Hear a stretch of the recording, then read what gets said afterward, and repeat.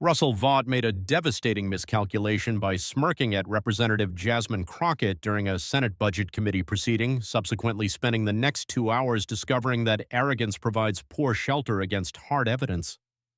He walked into the chamber conveying the supreme confidence of an individual who had rarely, if ever, encountered a formidable adversary.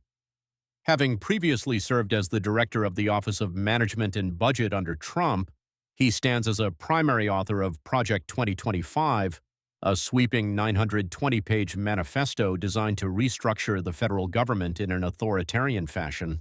As a staunch Christian nationalist, he sincerely maintained that divine will directed him to reshape the United States to align with his specific worldview, one rooted firmly in white evangelicalism, and he appeared prepared to disregard constitutional bounds to achieve it. He arrived in a dark suit featuring an American flag pin on his lapel, utilizing patriotic imagery as a convenient cover while explicitly organizing a campaign against established American democratic standards. His wire-rimmed glasses helped cultivate an intellectual persona, presenting him as the kind of figure who employs phrases like constitutional originalism to mask radical agendas that conflict with core American values. Upon taking his position at the witness stand to confront the panel, his eyes settled on Congresswoman Crockett and a fleeting look shifted across his features. It manifested as a distinctly patronizing smirk, small and momentary, yet undeniable. A facial expression signaling his conviction that this questioning would be an easy victory. He evidently made the assumption that a woman of color representing Texas would lack the capacity to grasp the complex structural and ideological framework he had helped construct. He likely presumed he could employ slow, condescending explanations until she eventually moved on to a witness he deemed more capable of presenting a genuine intellectual challenge. That initial smirk was fated to contribute significantly to his undoing because positioned across from him was Jasmine Crockett, a seasoned civil rights attorney and veteran prosecutor who established her reputation by defeating individuals who underestimated her capabilities. On this occasion, she had meticulously prepared an exceedingly specific line of inquiry directed at Russell Vought. She possessed his voluminous public record, encompassing hundreds of pages composed of articles, speeches, detailed policy outlines, and private communications that explicitly delineated his true intentions for the nation. In her hands, she held the massive 920-page Project 2025 document featuring Vaught's specific contributions heavily highlighted and meticulously annotated. Furthermore, she had curated extensive documentation concerning his alliances with Christian nationalist organizations, his alleged corruption during his tenure at OMB, his connections to the events of January 6th, and a very long memory regarding men who smirked at her under the assumption she lacked the intellect to understand their actions. What ensued was not merely a standard bureaucratic hearing, but rather a compelling demonstration of the consequences that arise when extreme arrogance collides with exhaustive preparation. A powerful Christian nationalist who truly convinced himself that his specific religious ideology rendered his political agenda beyond reproach discovered that American constitutional law remains indifferent to his personal theology. An individual who had dedicated years to calculating the fundamental weakening of pluralistic democracy learned that the established system possesses its own defensive mechanisms. For anyone harboring a desire to observe an official who dismissed a woman of color gets systematically dismantled by that identical woman utilizing only precise facts and targeted indignation, this stands as the definitive moment. This remarkable account deserves distribution, because underestimating Jasmine Crockett is consistently a strategic blunder, and Russell Vought was on the verge of learning that lesson in a lasting and exceedingly public fashion. The committee chairman formally convened the hearing, and standard opening statements were subsequently presented to the chamber. Vought was officially sworn in with his right hand lifted, swearing an oath to provide truthful testimony, an act that was swiftly becoming highly inconvenient for his long-term agenda. Following this, the opportunity arrived for Crockett to initiate questioning of the witness, and the patronizing smirk was about to permanently vanish from his face. Vought began his remarks with a pre-written statement that was both polished and well-rehearsed, saturated with appealing phrases like constitutional governance and draining the swamp.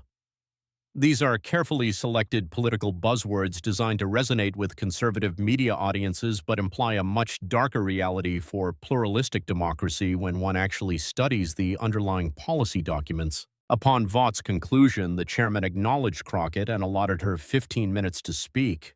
Crockett lowered her eyes to her prepared notes before looking up at Vaught with a dynamic that was polite, intensely professional, and almost disarmingly cordial. She expressed gratitude for his attendance and indicated she valued his willingness to engage in a discussion regarding his vision for the country, though she strongly suspected he might ultimately not appreciate the specific direction of the upcoming dialogue. Vaught smiled with deep condescension and replied that he is invariably pleased to participate in substantive policy debates, though he understands these structural issues can appear overly complex to individuals lacking significant executive branch experience. Crockett sharply interrupted his remarks with a voice that commanded attention, directing him to immediately stop right there. She firmly suggested that prior to him finishing his condescending lesson on federal governance to a former trial attorney who has undoubtedly reviewed the Constitution more times than he has utilized it as a political prop, they ought to directly address Project 2025. She pointedly asked him to confirm whether it was correct that he had, in fact, authored substantial portions of that document. The condescending smirk momentarily flickered on Vaught's face as he attempted to recalibrate his defense, asserting he merely contributed to a broad policy framework designed to restore constitutional governance. She counter-argued that he had composed an explicit blueprint for the systematic dismantling of established American democratic norms, pressing him for specific details rather than generalizations. He dismissively characterized that statement as a dramatic misrepresentation of his policy proposals. Crockett then physically produced the voluminous, infamous 920-page document, which appeared heavily tabbed and aggressively highlighted, stating firmly that dramatic does not even begin to accurately cover the extreme nature of his specific proposals. She declared that she had personally reviewed every single page of it twice. She offered to read his exact words back to him as the camera zoomed in, opening the heavy binder to a specific marked page. She began quoting directly from Chapter 2, page 43, stating clearly that the president must possess absolute control over the entire executive branch, and that career civil servants who resist political directives must be systematically replaced with partisan loyalists. Vaught attempted to interject, arguing that when read in context, that statement pertained generally to governmental accountability rather than political purging. Crockett continued reading directly without looking away from the text, quoting next from Chapter 4, page 78, which asserted that the Justice Department ought to operate under the direct and explicit control of the president. She then looked up with her eyes intensely locked on Vaught's face and quoted from Chapter 7, page 134 of his own manual. The text stated quite clearly that the FBI and all other federal law enforcement agencies must be aggressively restructured to ensure their absolute loyalty remains focused purely on presidential directives. The manual added that agents who choose to prioritize established institutional independence over the specific priorities of the president should be terminated immediately. Vaught Defensive argued that these structural proposals are designed merely to increase federal efficiency. Crockett raised the volume of her voice to declare that they are designed to create an inherently authoritarian state where one individual consolidates control over every government function. She accused him directly, "You are not proposing government efficiency, you are proposing a pure dictatorship. You are outlining a plan to fire 50,000 career federal employees and systematically replace them with purely political loyalists who pass a litmus test. You seek to grant the president direct control over all federal prosecutions, which eliminates the rule of law. You intend to eliminate the functional independence of the FBI, the Justice Department, and every other constitutional check that exists on raw executive power." Vaught's face reddened further as he defiantly claimed that strong, decisive executive leadership absolute requires these types of structural changes to the bureaucracy. She countered that it requires authoritarianism, the systematic destruction of established checks and balances, and the conversion of the federal government into a personal political enforcement arm. Crockett stood up at her seat while physically holding his voluminous document high, and she offered to read another specific section to the chamber, this time from Chapter 12. This particular section discussed the strategic deployment of expansive federal resources and stated explicitly that the president ought not to hesitate to utilize American military assets to quell domestic unrest. It argued quite clearly that the Insurrection Act ought to be invoked much more liberally by the next president to restore social order. She emphasized that his choice of word was that it be used liberally. She pointedly asked if he wants the president to possess the legal authority to deploy the military against American citizens more effortlessly in situations of perceived civil unrest. She asked rhetorically who gets to define what constitutes genuine unrest, and answered that it is the identical president. He seeks to grant absolute control over all federal prosecutions. She declared, "You are constructing a dangerous system where one individual has completely unchecked power, yet you have the audacity to call this constitutional governance." She began flipping the binder pages rapidly and concisely summarized what he actually wants for the future of the nation. You want to fire dedicated career professionals who dutifully follow established law and put partisan loyalists in every functional government position. You desire to grant the president direct authority over who gets prosecuted, deploy military force against American protesters, and eliminate all functional independent oversight. She stated firmly that this is not a policy framework, Mr. Vought. That is a detailed manual for establishing a dictatorship, which you wrote, published, and aggressively advertised to the world. Vought attempted to maintain his waning composure, claiming the American people had elected Donald Trump with a clear policy mandate.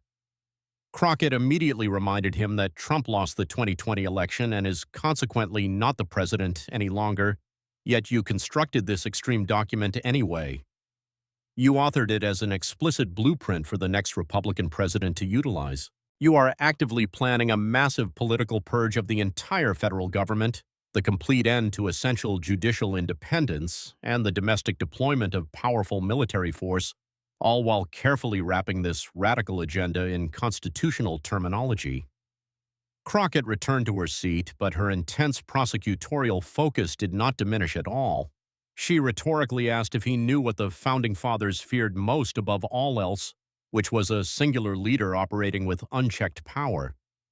She stated that this is precisely why they constructed 3 co-equal branches of government and embedded essential checks and balances directly into the United States Constitution. They purposefully made it difficult for any one individual to consolidate raw power, yet you authored 920 pages explaining exactly how to dismantle those protections.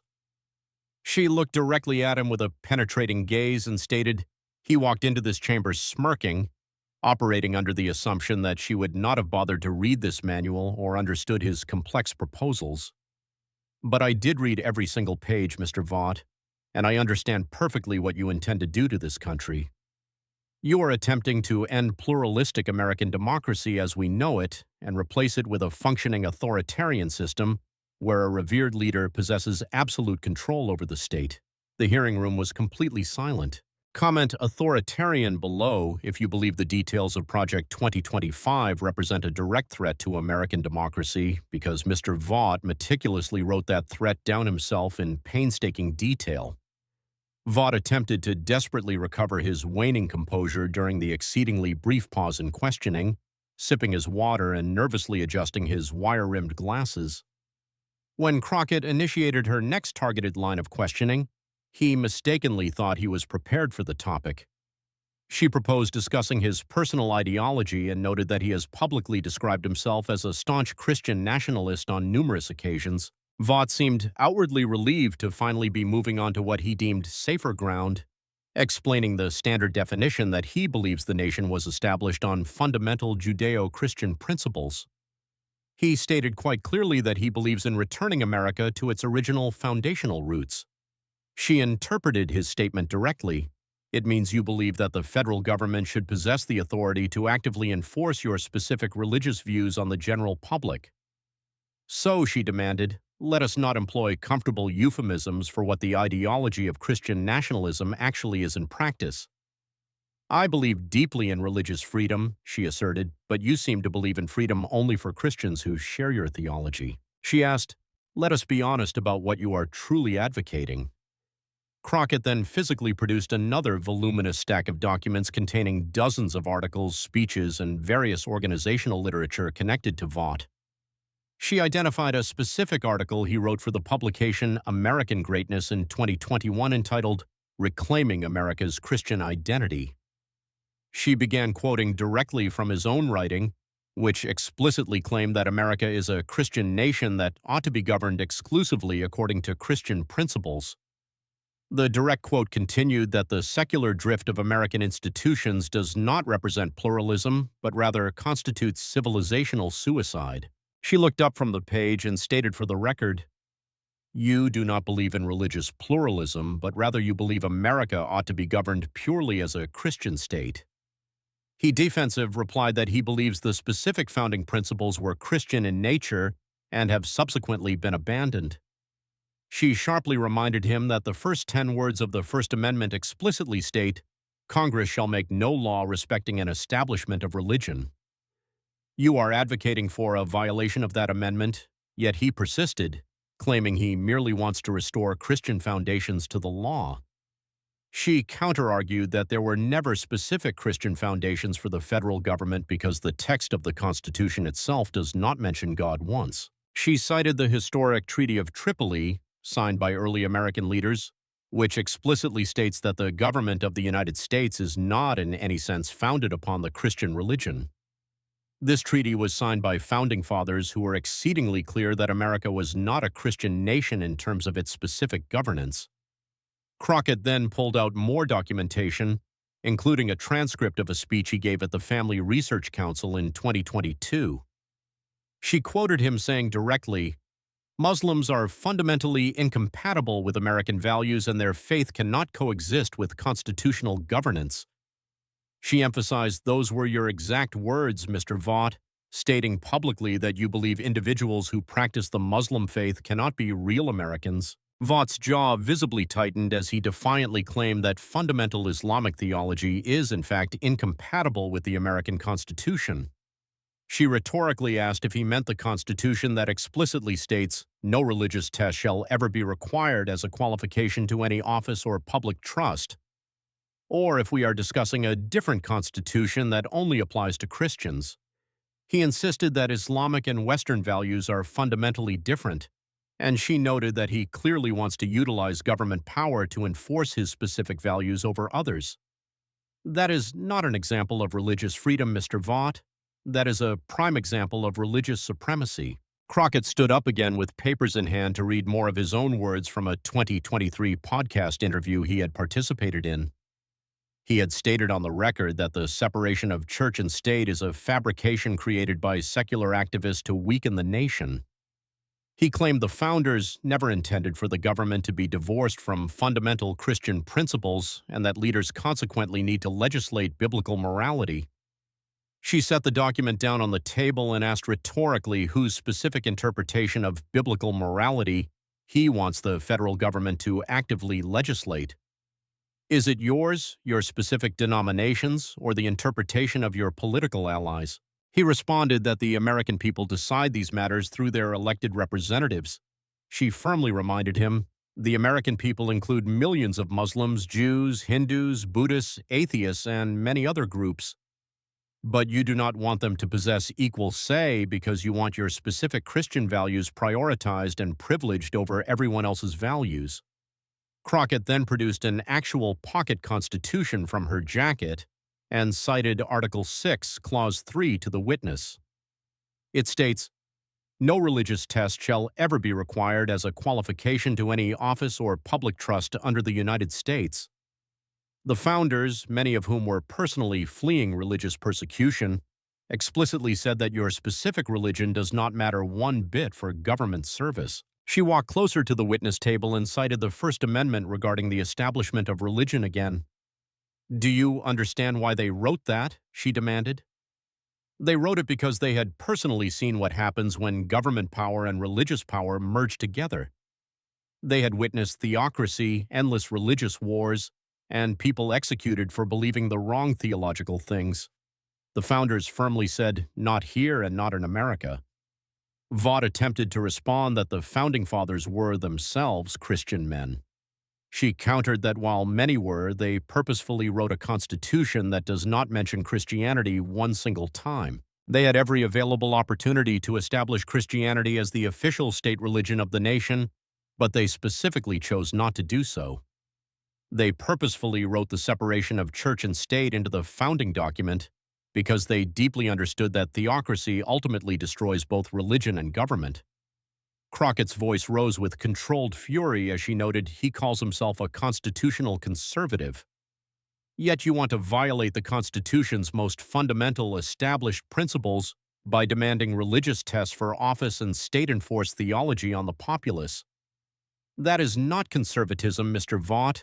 That is the very fundamentalism the founders would have explicitly rejected. She returned to her seat and stated, "The scariest part of this entire situation is that he actually believes he is doing God's work. You have convinced yourself that your authoritarian, exclusionary vision is inherently righteous, but you are not promoting Christianity. You are actively perverting it by utilizing religion to justify the rapid consolidation of personal power, which is not an act of faith, but rather an act of un-American fundamentalism." Vaught's face was intensely flushed as his hands tightly gripped the edge of the witness table. Share this narrative if you believe the First Amendment protects all religions equally, because Mr. Vought desires a government that actively privileges his personal faith over others. Crockett did not let up at all, as she proceeded to build a meticulous case detailing what Vought actually did when he possessed significant government power. She proposed discussing his extensive time as director of the Office of Management and Budget, where you controlled billions in federal spending and made the final decisions about which critical programs received funding. Let us discuss where some of that taxpayer money actually went under your direction. Vought shifted nervously in his seat and defensively claimed that he managed the federal budget according to presidential priorities, not his own. She added that he also managed it according to his own personal financial interests, and asked for specific details on the organizations that benefited from his budget decisions. Crockett then produced financial documentation regarding the Conservative Partnership Institute, noting that he served as the policy director there before joining OMB, and continued serving on their board during his time as director. That specific organization received significantly increased federal funding through various government grant programs during his tenure. He claimed those were purely merit-based grant applications that he personally evaluated and approved. She stated for the record that he approved substantial funding for an organization he was personally connected to, which is called a blatant conflict of interest. Crockett flipped through her documents to bring up the Heritage Foundation, noting that they currently house Project 2025 and paid him speaking fees during his tenure at OMB.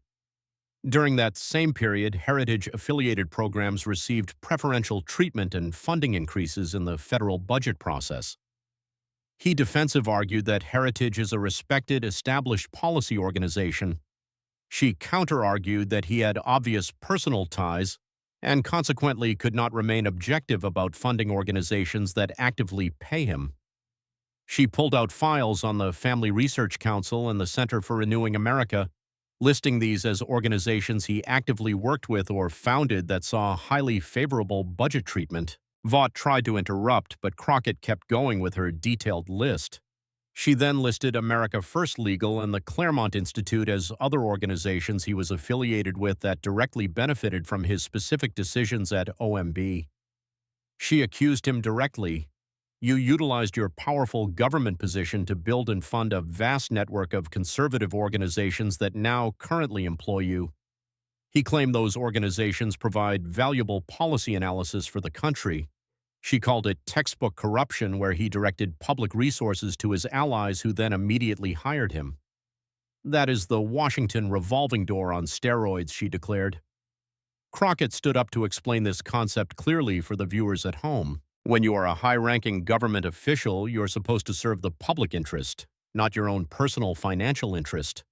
You are not supposed to utilize your powerful position to benefit organizations you are personally connected to, which is Ethics 101. She pointed her finger directly at Vought and noted that he directed billions in government spending while his affiliated organizations kept winning lucrative federal grants. When you eventually left government service, Those exact same organizations immediately hired you and funded your private projects.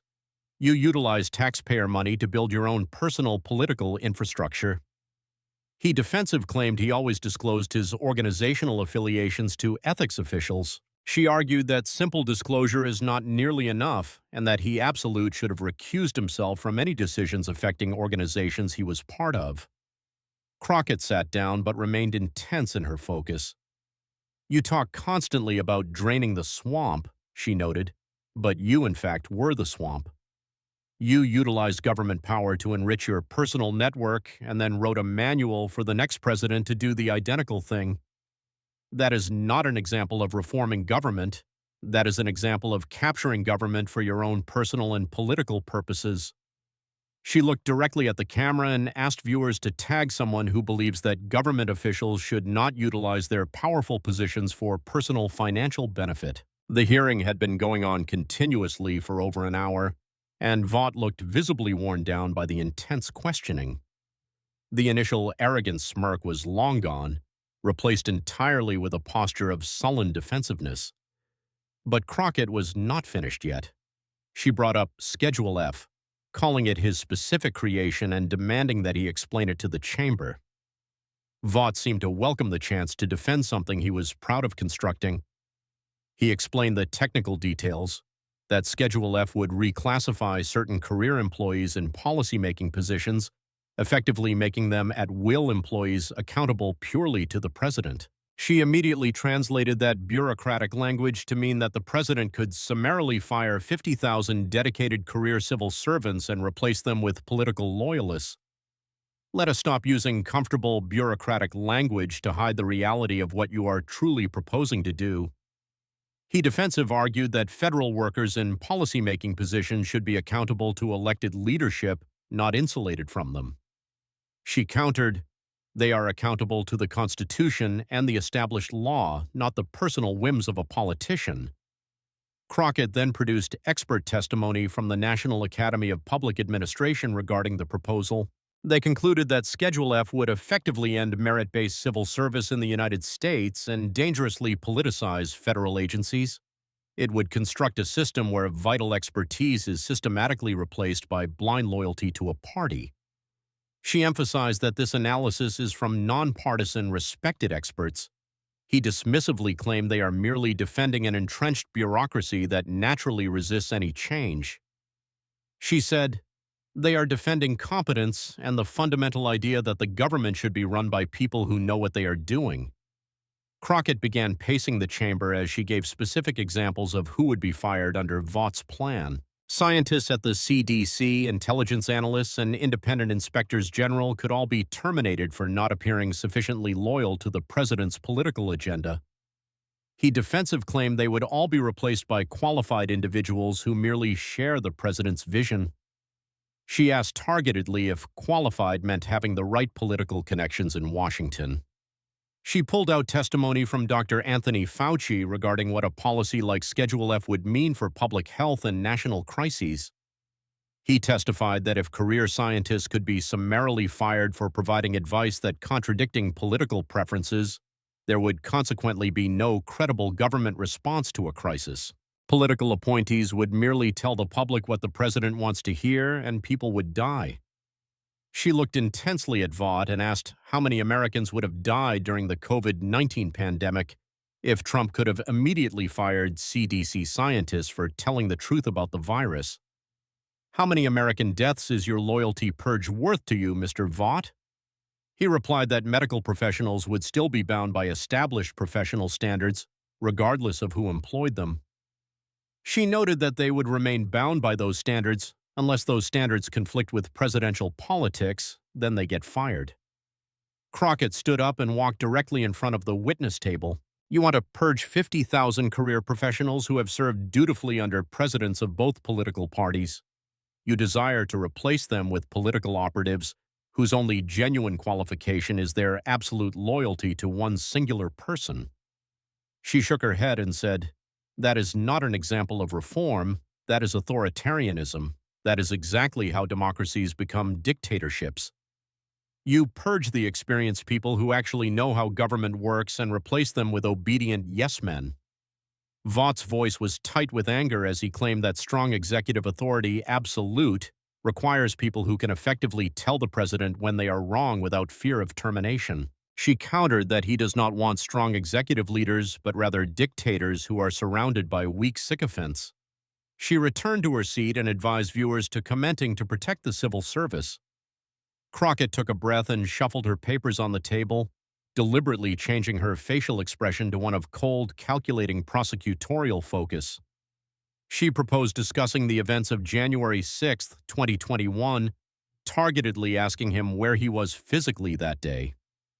Vaught's entire demeanor shifted instantly as he realized this was exceedingly dangerous legal territory. He stated for the record that he was present at the White House, acting in his official capacity as the OMB director. She noted he was in the room with President Trump, actively discussing overturning a free and fair election. He defensive claimed those were legally privileged executive branch conversations. Crockett then produced documents that were stamped by the January 6th committee. She stated the committee conducted extensive, detailed investigations, and his name appears frequently in the documentation. She opened a file regarding a specific December 18, 2020 White House meeting. Those listed as present included Donald Trump, Rudy Giuliani, Sidney Powell, Michael Flynn, and Vought. The topic of the meeting was the potential use of emergency presidential powers to seize voting machines. She pointedly asked what his specific role was in that discussion. He claimed he attended many meetings in his official capacity as a senior advisor to the president. She counter-argued that this specific discussion was not an official meeting but a conspiracy to illegal seize voting equipment. He said he was merely consulted on narrow legal questions regarding challenging certain electoral votes. She retorted that there is no legal way to steal an American election. She referenced another December 21st meeting about challenging votes in Congress on January 6th. He claimed Congress possesses the constitutional authority to challenge electoral votes. She countered that such authority is not based on lies or baseless conspiracy theories that every single court rejected. That is not an exercise of constitutional authority, Mr. Vought. That is an act of sedition against the government. Crockett then produced his actual emails that had been obtained by the committee through subpoenas. She read one from January 4th to Chief of Staff Mark Meadows regarding a potential legal framework for the vice president to utilize. The email explicitly mentioned needing OMB analysis concerning the continuity of government operations. She pointedly asked what continuity of government planning he was performing just 2 days before the insurrection. Vaught's face was deathly pale as he, defensive, claimed it was merely standard contingency planning for any eventual possibility. She interpreted his statement directly, meaning keeping Trump in power after he lost the election. She pulled out more documentation placing him physically in the West Wing on January 6th. She stated, "The committee possesses sworn testimony that you were in meetings with the president while the attack was ongoing." He claimed he did not recall any specific conversations from that afternoon. She called that a convenient amnesia regarding discussions held while insurrectionists were actively attacking Congress and searching for the vice president. She told him the committee specifically found that he was not advocating for Trump to call off the violent mob. "You were present in the room, silent and complicit in the attack on democracy."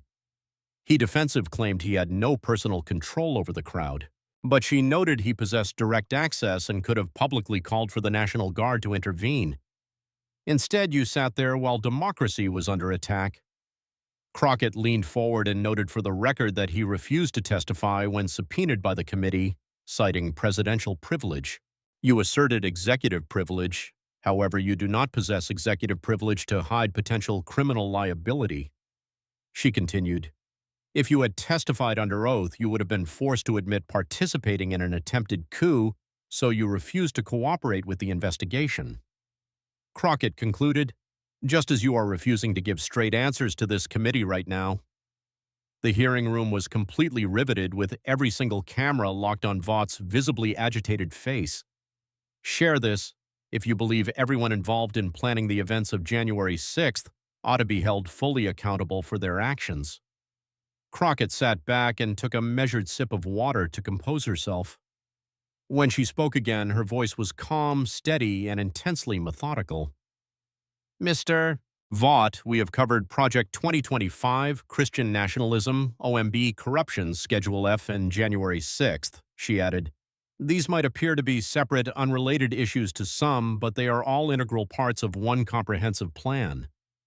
Vought tried to object, claiming that she was weaving a conspiracy theory. She immediately offered to connect the logical dots utilizing his own written documents and established actions. Crockett walked to a whiteboard and physically began writing the plan out for the chamber. Step 1 is the ideology, for which Christian nationalism provides the entire justification, claiming that God wants biblical governance in America. Step 2 is the planning, provided by the massive 920-page Project 2025 blueprint.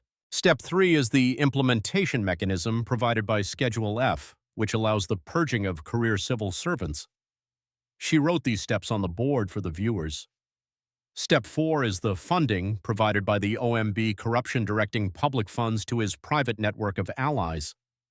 Step 5 is the enforcement, which explicitly requires putting the FBI and the military under direct personal presidential control.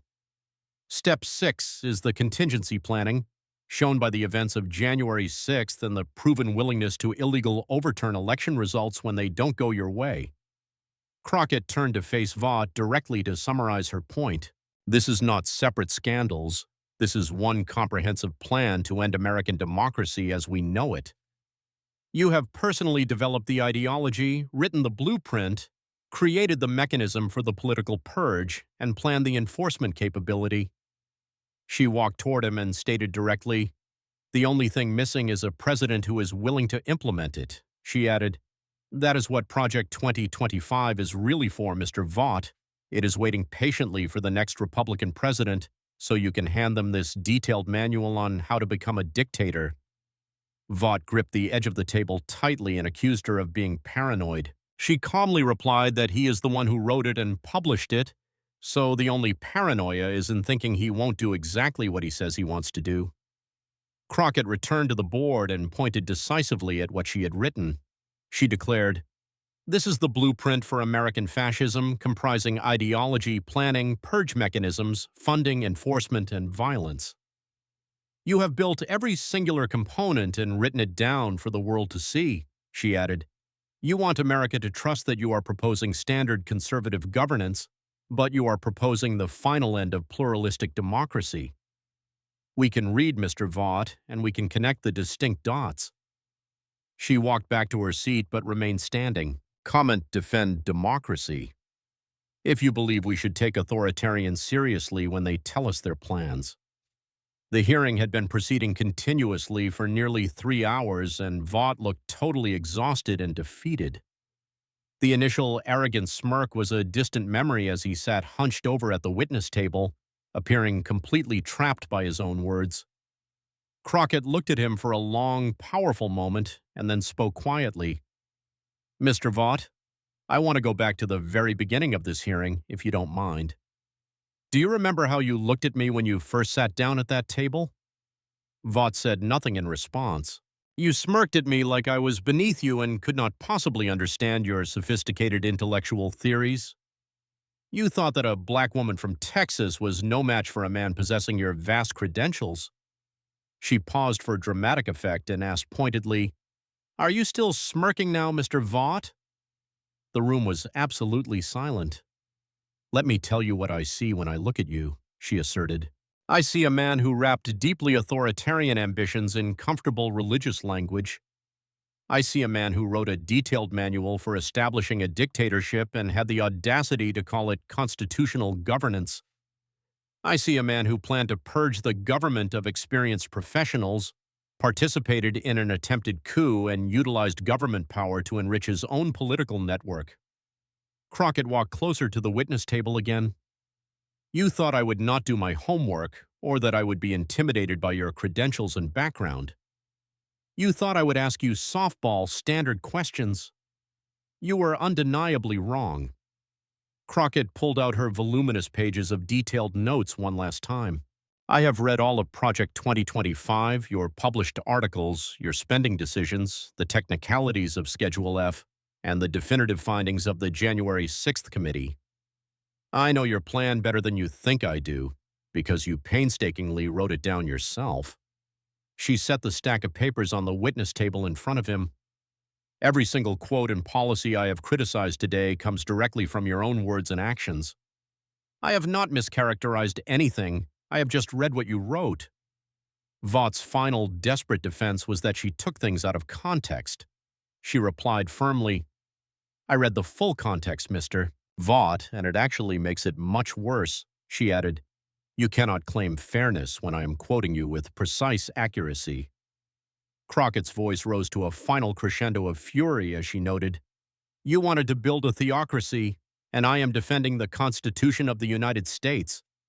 You wanted to purge the experienced civil service, and I am defending merit.